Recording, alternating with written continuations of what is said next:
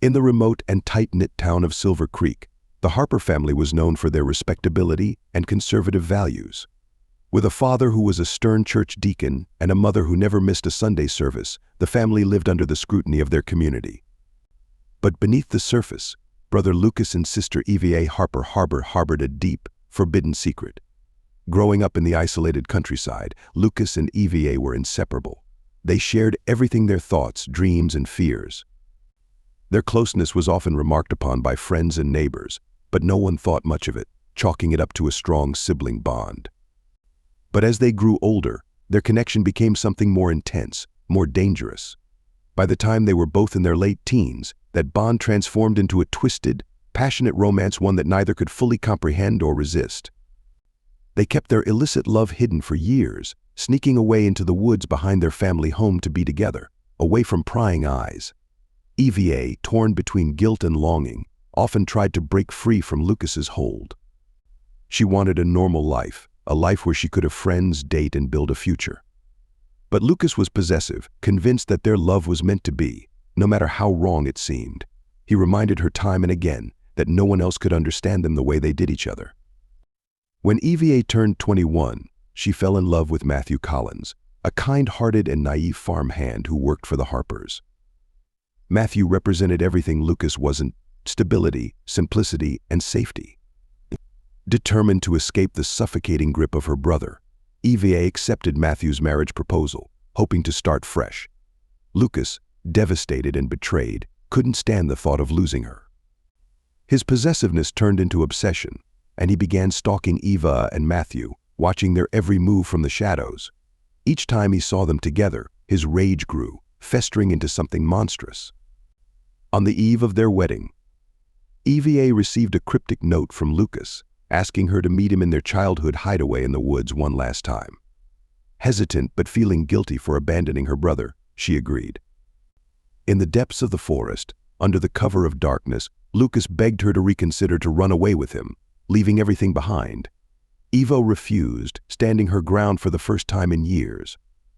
She told Lucas that what they had was over, that it was wrong, and that she was marrying Matthew to finally move on. Lucas snapped. In a fit of blind rage, he attacked Eva, strangling her with his bare hands as tears streamed down his face.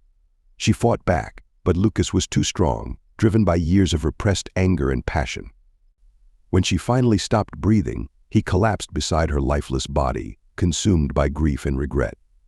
As dawn broke, Matthew, worried when Eva didn't return, ventured into the woods to search for her.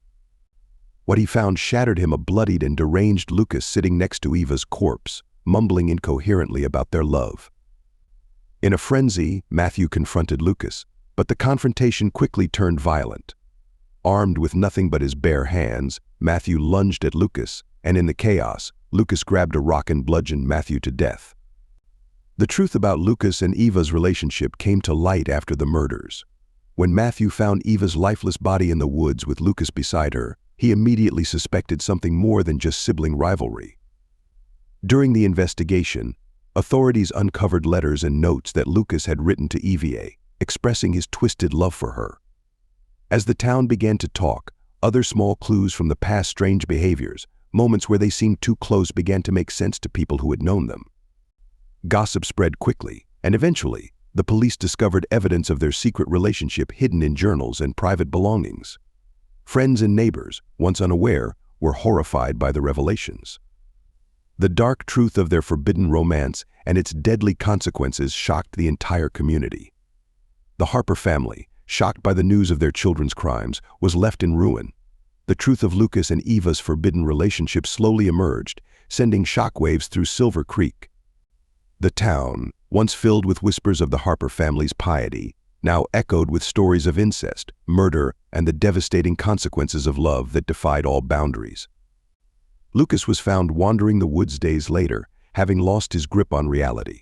He was committed to a psychiatric institution, where he spent the rest of his days reliving the horror of what he had done.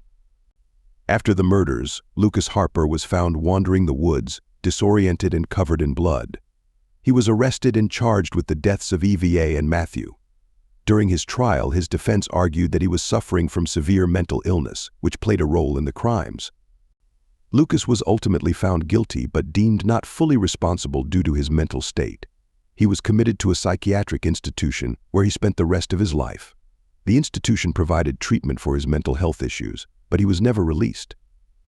Lucas lived out his days in the facility, haunted by the horrors of his actions and the loss of his sister and Matthew.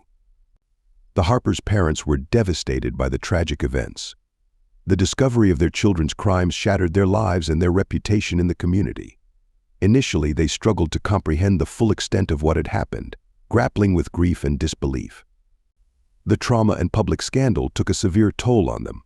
They withdrew from their social circles and church activities, finding it difficult to face their neighbors and friends. The once respected family was now the subject of gossip and condemnation. In the wake of the tragedy, the parents tried to find some semblance of normalcy, but the emotional and psychological scars remained. They lived out their remaining years in a state of profound sadness and isolation, unable to escape the shadow of their children's actions and the ruin it brought upon their family.